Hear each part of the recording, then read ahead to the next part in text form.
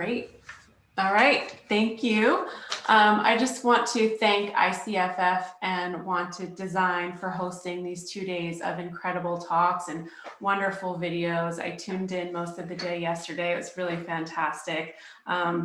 Definitely missing seeing everybody in person, but was really great to connect online.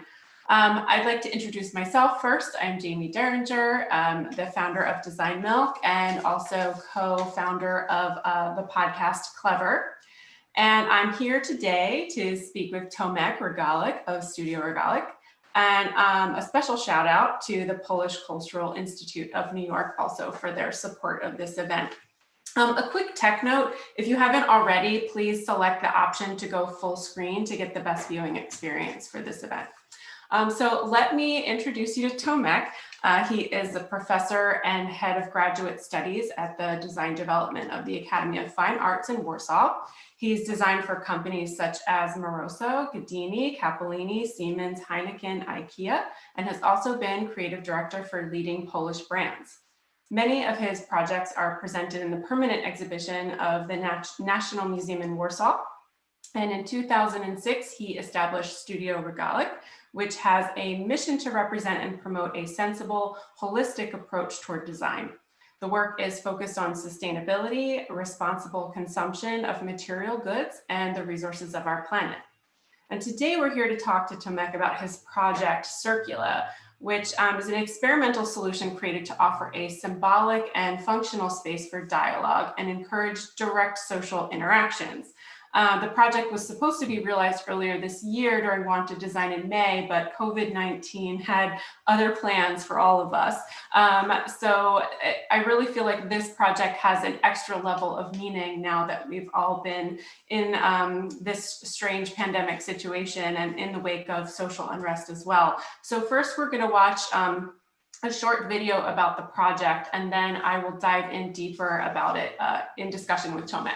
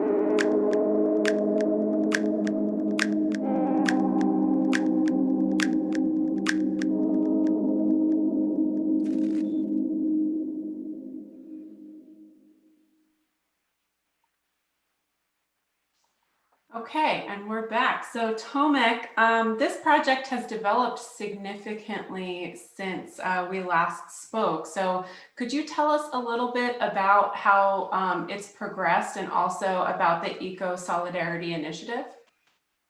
Absolutely. Firstly, thank you for hosting me, and I'm looking forward to this chat. As you mentioned in the introduction, it's an experimental solution created to offer symbolic and functional offline meeting space, if you will, for dialogue and to encourage direct interaction.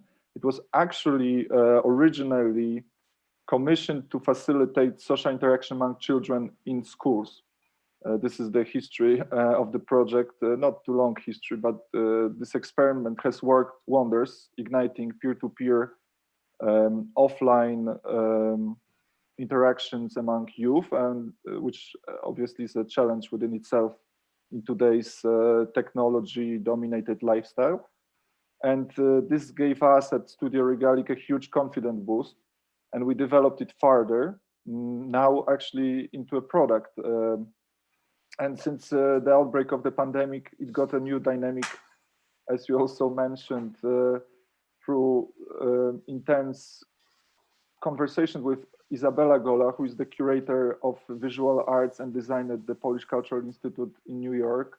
And together we decided to establish an initiative called Eco Solidarity, celebrating 40th anniversary of Solidarity formation, as it reflects the principles of the movement which united communities in a common cause that inspired the world to lead to the collapse of the Soviet Union and so on, and set the course towards democracy in my part of the world, in Eastern Europe.